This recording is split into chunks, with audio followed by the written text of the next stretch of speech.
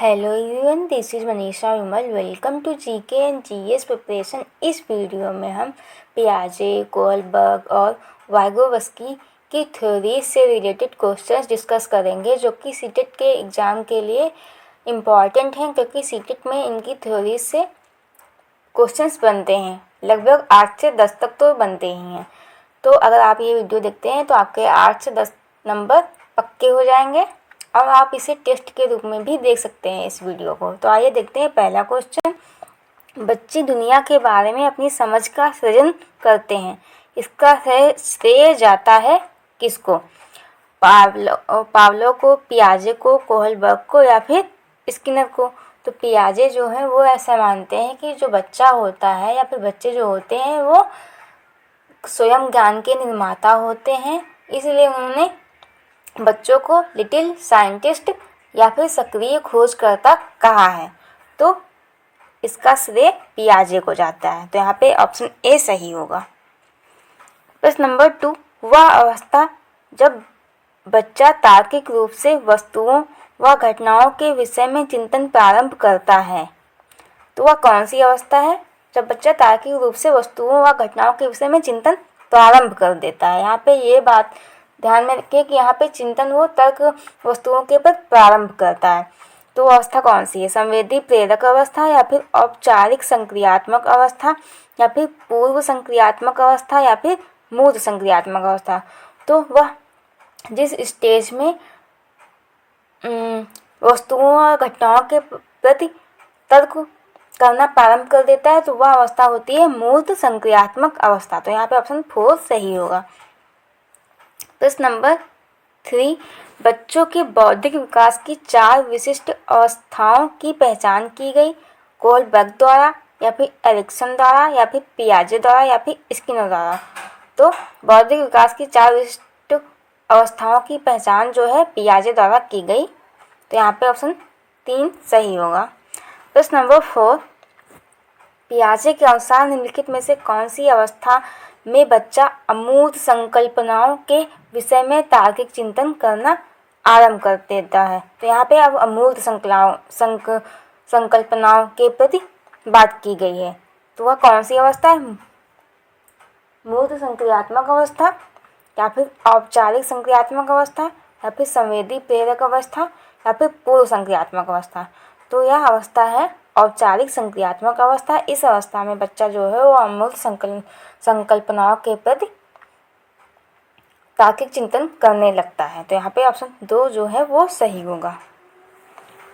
प्रश्न नंबर 5, वाइगोवस्की बच्चों के सीखने में निम्नलिखित में से किस कारक की महत्वपूर्ण भूमिका पर बल देते हैं? सामाजिक या फिर नैतिक या फिर अनुवांशिक या फिर शारीरिक?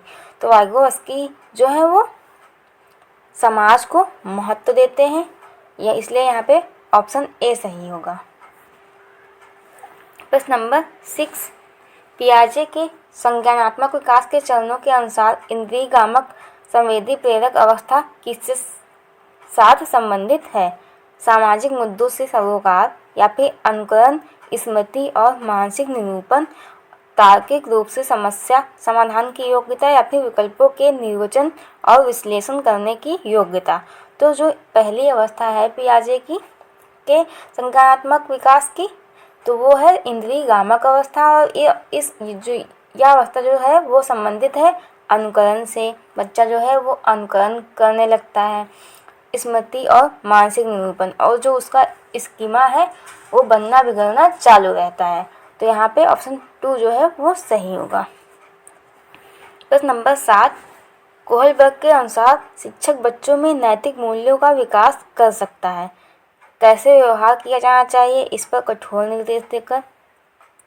हम अगर बच्चों को कुछ बता रहे हैं तो ऐसा नहीं है कि उसको कठोर निर्देश देकर बताएंगे। तो यहाँ तो ऑप्शन ए जो है वो कट जाएगा।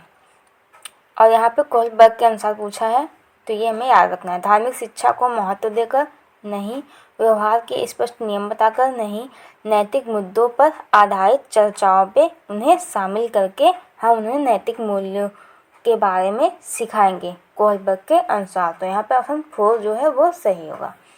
प्रश्न नंबर 8, वाइगोवस्की के सिद्धांत का निहितार्थ यहाँ पे निहितार्थ है जो कि कट गया है।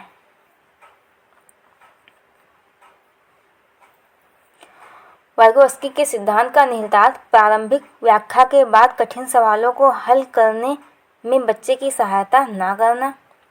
ये तो कहते हैं कि हमें बच्चों की सहायता करनी चाहिए, मतलब बच्चे जो हैं वो सहयोग से ज़्यादा बेटर सीखते हैं, ऐसा वाइगोत्स्की का मानना है।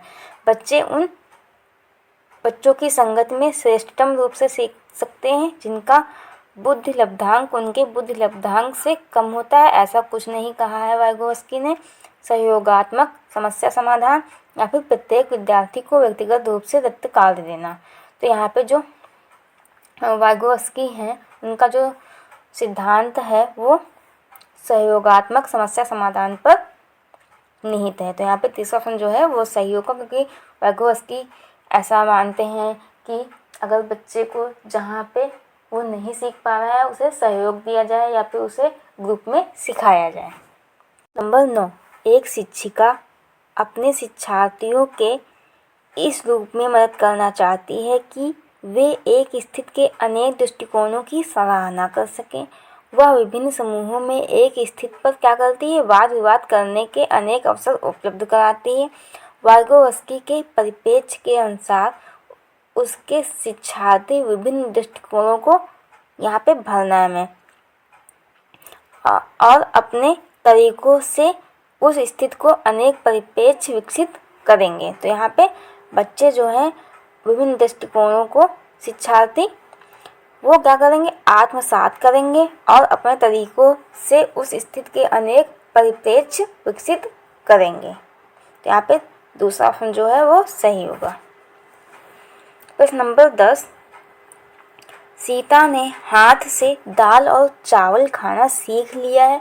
जब उसे दाल और चावल दिए जाते हैं तो वह दाल चावल मिलाकर खाने लगती है। उसने चीज़ों को करने के लिए अपने स्कीमा में दाल और चावल खाने को क्या कर लिया है। यहाँ पे भी हमें भरना है। यहाँ पे डैश होगा, खाने को डैश कर लिया है, अंगीकार कर लिया है, अनुकूलित कर लिया है, या फिर समायोजित कर लिया है, या फिर समचित्तता। तो यहाँ पे जो सीता है वो दाल और चावल खाना सीख गई है और उसे जब दाल चावल दिए जाते हैं तो वह उन्हें मिलाकर खाने लगती है। तो उसने यह बात अपने स्कीमा में अनुकूलित कर ली है। तो यहाँ पे ऑप्शन जो तीसरा है वो सही होगा। प्रश्न नंबर 11, निम्नलिखित में से कौन सा वाइगोत्स्की के सामाजिक सांस्कृतिक सिद्धांत पर आधारित है। सक्रिय अनुकूलन, पारस्परिक शिक्षण, सांस्कृतिक निरपेक्ष संज्ञानात्मक विकास, या फिर अंतर्दृष्टिपूर्ण अधिगम। तो वाइगोत्स्की के सामाजिक सांस्कृतिक सिद्धांत पर जो आधारित है वो है पारस्परिक शिक्षण। तो ऑप्शन 2 सही होगा। ये वाइगोत्स्की ग्रुप में सीखने पर जोर देते हैं। तो यहाँ पे पारस्परिक शिक्षा जो है वो सही ऑप्शन है। प्रश्न नंबर 12, एक शिक्षिका अपनी कक्षा से कहती है सभी प्रकार के प्रदत्त कार्यों का निर्माण इस प्रकार किया गया है कि प्रत्येक विद्यार्थी अधिक प्रभावशाली ढंग से सीख सके, अतः सभी विद्यार्थी बिना किसी अन्य की सहायता से अपना कार्य पूर्ण करें। वह कोहलबर्ग के किस नैतिक विकास के चरण की ओर संकेत दे रही है। तो यहाँ पे शिक्षिका जो है वो कह रही है कि सभी प्रकार के प्रदत्त कार्यों का निर्माण इस प्रकार किया गया है कि जो प्रत्येक विद्यार्थी है वो प्रभावशाली ढंग से सीख सके और अतः सभी विद्यार्थी बिना किसी के अन्य सहायता से अपना कार्य कर सके। तो हमें यहाँ पे स्टेज बतानी है कोहलबर्ग के अनुसार। औपचारिक चरण 4, कानून और व्यवस्था। यहाँ पे कानून और व्यवस्था की कोई बात की नहीं गई है। पर औपचारिक चरण सामाजिक संविदा, यहाँ पे समाज के रूल्स नियमों की भी कोई बात नहीं की गई है। पूर्व औपचारिक चरण दंड परिवर्तन, दंड की भी बात नहीं की गई है। पूर्व औपचारिक चरण व्यक्तिकता और विनिमय। तो यहाँ पे व्यक्तिकता की बात की गई कि जो प्रत्येक बच्चा है वो प्रभावशाली ढंग से सीख सके और बिना किसी की सहायता से अपना कार्य पूर्ण करे। तो यहाँ पे चौथा ऑप्शन सही है। प्रश्न नंबर 13, एक वर्ष तक के शिशु जब आँख, कान व हाथों से सोचते हैं तो निम्नलिखित में से कौन सा स्तर शामिल होता है? मूर्त संक्रियात्मक स्तर, पूर्व संक्रियात्मक स्तर, या फिर इंद्रिय जनित गामक स्तर, या फिर अमूर्त संक्रियात्मक स्तर। तो जब बच्चे आँख, कान व हाथों से सोचते हैं या मतलब अपनी इंद्रियों का प्रयोग करते हैं तो वो पहली स्टेज है इंद्रिय जनित गामक अवस्था। तो यहाँ पे तीसरा ऑप्शन जो है वो सही होगा। प्रश्न नंबर 14, रिया कक्षा पिकनिक तय करने हेतु ऋषभ से सहमत नहीं है। वह सोचती है कि बहुमत को अनुकूल बनाने के लिए नियमों का संशोधन किया जा सकता है। यह सहपाठी विरोध पियाजे के अनुसार निम्नलिखित में से किससे संबंधित है? विषमांग नैतिकता से, या फिर संज्ञानात्मक अपरिपक्वता से, या फिर प्रतिक्रिया से, या फिर सहयोग की नैतिकता से। तो यहाँ पे जो बात की जा रही है वो सहयोग की नैतिकता की बात की जाएगी। जो रिया है वो ऋषभ से सहमत नहीं है और वो चाहती है कि अगर उनके पक्ष में बहुमत हो तो नियम में परिवर्तन किए जा सकते हैं। तो यहाँ पे सहयोग की नैतिकता सही होगा। प्रश्न नंबर 15, संज्ञानात्मक विकास निम्न में से किसके द्वारा समर्थित होता है? जितना संभव हो उतनी आवृत्ति से संगत और सुनियोजित परीक्षाओं का आयोजन करना, ऐसा कुछ नहीं है। उन गतिविधियों को प्रस्तुत करना जो पारस्परिक पद्धतियों को सुदृढ़ बनाती हैं, एक समृद्ध और विविधतापूर्ण वातावरण उपलब्ध कराना, या फिर सहयोगात्मक की अपेक्षा वैयक्तिक गतिविधियों पर अधिक ध्यान केंद्रित करना। तो जो संज्ञानात्मक विकास है वो इस बात पर बल देता है कि बच्चों को एक समृद्ध और विविधतापूर्ण वातावरण उपलब्ध कराया जाए जिससे उनका संज्ञानात्मक विकास अच्छा डेवलप हो सके। तो यहाँ पे तीसरा ऑप्शन जो है वो सही होगा। प्रश्न नंबर 16, लॉरेंस कोहलबर्ग के सिद्धांत में कौन सा स्तर नैतिकता की अनुपस्थिति को सही अर्थ में सूचित करता है? जहाँ पे नैतिकता की अनुपस्थिति हो या फिर नैतिकता ना हो। स्तर सेकंड, या फिर स्तर 1, या फिर स्तर 4, या फिर स्तर सेकंड। यहाँ पे स्तर 2 सेकंड 2 बार हो गया। तो जो लॉरेंस कोहलबर्ग के सिद्धांत के अनुसार जो उनका स्तर 4 है वहाँ पे बच्चों को नैतिकता से कोई लेना देना नहीं होता है। उन्हें जिस चीज़ से लाभ होगा वो वही कार्य करेंगे। जैसे कि अगर मम्मी ने बोला दुकान चले जाओ तो बोलेंगे कि दुकान जाने से हमें क्या मिलेगा। अगर एक टॉफ़ी या फिर पैसे, तो ये डिसाइड होता है कि वहाँ पे नैतिकता जो है अनुपस्थित होती है। तो यहाँ पे स्तर 1 जो है वो सही ऑप्शन होगा। प्रश्न नंबर 17, प्रचलित योजनाओं में नई योजनाओं को जोड़ने को किस नाम से जाना जाता है? समायोजन, साम्यधारण, आत्मसातकरण, या फिर संगठन। तो इसे आत्मसातकरण कहते हैं।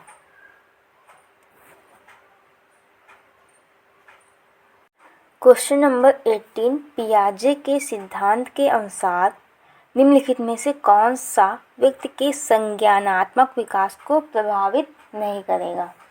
भाषा, सामाजिक अनुभव, परिपक्वन या क्रियाकलाप। तो पियाजे जो है भाषा, परिपक्वन और क्रियाकलाप तीनों को महत्व देते हैं और सामाजिक अनुभव को इन्होंने कम महत्व दिया है। तो सामाजिक अनुभव यहाँ पे सही ऑप्शन होगा। प्रश्न नंबर 19, अध्यापिका ने ध्यान दिया कि पुष्पा अपने आप किसी एक समस्या का समाधान नहीं कर सकती, फिर भी वह एक वयस्क या साथी के मार्गदर्शन की उपस्थिति में ऐसा कर सकती है। इस मार्गदर्शन को कहते हैं पार्श्वकरण, पूर्व क्रियात्मक चिंतन, या फिर समीपस्थ विकास का क्षेत्र, या फिर सहारा देना। तो यहाँ पे जो पुष्पा है वो मतलब खुद से कोई कार्य करने में वो अक्षमता महसूस करती है, लेकिन जब उसे सहयोग दिया जाता है मार्गदर्शन दिया जाता है तो वो वह कार्य कर लेती है। तो इसे हम क्या कहेंगे? सहारा देना कहेंगे। इसे पाल या ढांचा बांधना भी कहते हैं। और वो किसका सिद्धांत है? तो वाइगोत्स्की का सिद्धांत है ये पाल या ढांचा बांधना। प्रश्न नंबर 20, कोहलबर्ग के सिद्धांत के पूर्व परंपरागत स्तर के अनुसार कोई नैतिक निर्णय लेते समय एक व्यक्ति निम्नलिखित में से किस तरह प्रवृत्त होगा? व्यक्तिगत आवश्यकताएं तथा इच्छाएं, व्यक्तिगत मूल्य, या फिर पारिवारिक अपेक्षाएं, या फिर अंतर्निहित संभावित दंड। तो अगर हम कोहलबर्ग के सिद्धांत के अनुरूप पूर्व परंपरागत स्तर की बात करेंगे तो पूर्व परंपरागत स्तर जो है इनके सिद्धांत की पहला स्तर है, उसमें 2 चरण होते हैं। और अगर बच्चा इसके इस स्तर के अनुसार निर्णय लेगा तो वो क्या ध्यान देगा कि इससे दंड हमें मिलेगा या फिर दंड नहीं मिलेगा, वो दंड से बचने के लिए कार्य करेगा पूर्व परंपरागत स्तर के अनुसार। तो यहाँ पे चौथा ऑप्शन जो है वो सही है। प्रश्न नंबर 21, बच्चों के बारे में निम्नलिखित कथनों में से किस कथन से वाइगोत्स्की सहमत होते? बच्चे तब सीखते हैं जब उनके लिए आकर्षक पुरस्कार निर्धारित किए जाएं, या फिर बच्चों के चिंतन को तब समझा जा सकता है जब प्रयोगशाला में पशुओं पर प्रयोग किया जाए। ऐसा कुछ नहीं कहा है वाइगोत्स्की ने। बच्चे जन्म से शैतान होते हैं और उन्हें दंड देकर नियंत्रित किया जाना चाहिए, ऐसा भी कुछ वाइगोत्स्की ने नहीं कहा है।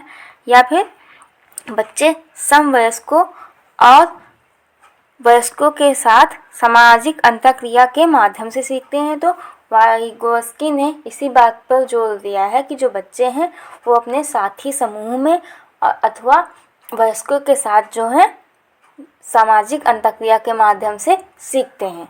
तो यहाँ पे चौथा ऑप्शन सही होगा।